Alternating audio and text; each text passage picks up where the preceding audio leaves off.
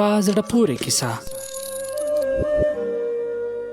وایي یو سړی د باچا دربار ته راغی او د نوکرۍ طلب یې وکړ. باچا ترې وپوښتل چې څه قابلیت لري. سړي ورته وویل چې سیاست پوه یم. د باچا په دربار کې له پخوا لا ډیر سیاست پوهان وو. نو نوموړی یې د آسونو د طبیلې مسؤل وټاکه. ځکه د طبیلې پخوانی ساتونکی څو ورځې وړاندې وفات شوی و. څو ورځې وروسته باچا له نوموړي کس څخه د خپلې خوښې آس باره کې پوښتنه وکړه چې څنګه آس دی. سړي ورته وویل نسلي یا اصلي نه دی. باچا حیران شو. د ځنګلونو مسؤل یې راوغوښت او پوښتنه یې ترې وکړه.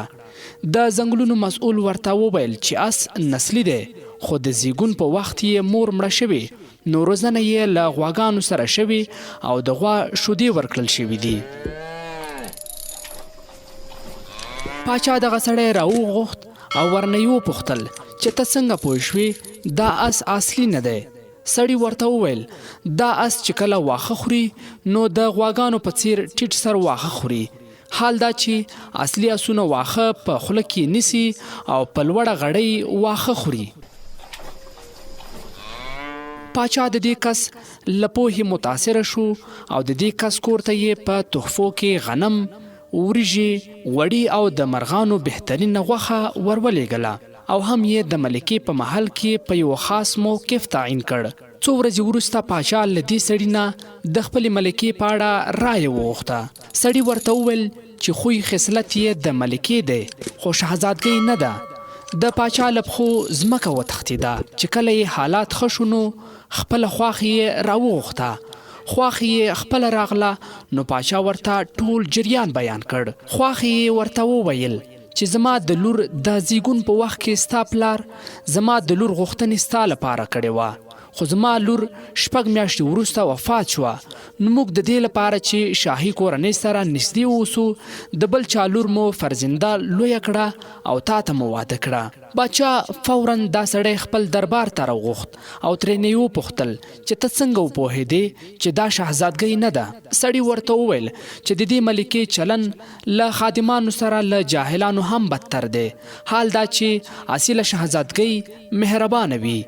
باچا د دې سړي په عاقلانه ځوابونو خوشحاله شو او د دې سړي کور ته یې په غټه پیمانه خوراکي توکي، وزې او پسونه په انعام کې ورولېږل او ورسره یې نوموړی کس په خپل دربار کې مشاور مقرر کړ. ورځې تېرېدې. یوه ورځ باچا دا سړی ځان ته وباله او د خپل ځان باره کې یې ترې پوښتنه وکړه. سړي ورته وویل که باچا سلامت، که زما د سر سلامتي واده را سره کوئ نو درته وایم. باچا ورسره واده وکړه چې نه دې وژنم. سړي ورته وویل نه خو ته باچا یې او نه دې خوی خصلت د باچاهانو دی. باچا ته ډېره غوسه ورغله. نو څنګه یې واده کړې وه نو بخښنه یې ورته وکړه. باچا سیده د خپلې مور خواته ورغی او د خپل ځان په اړه یې پوښتنه وکړه. مور یې ورته وویل زویه موږ اولاد نه درلود، نو ته مو له یو شپون څخه رانیولی وي او ومو پاللې. باچا بیا دا سړی خپل ځان ته راوغوښت او په حیرانۍ یې ترې وپوښتل چې ته څنګه پوه شوې.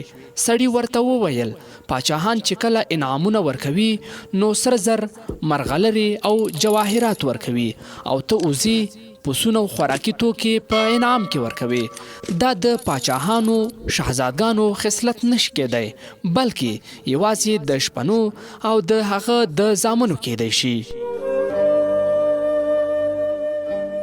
نو رښتیا هم عادتونه نسلونه راښيي. درنو اردوونکو، خپل اخلاق، خویونه او عادتونه مو بهتر کړئ چې له همدې ستاسې اصلیت څرګندېږي. موږ باید یو چاته احترام او درناوی د اخلاقو له مخې وکړو، نه د کوم هدف او مقصد له مخې.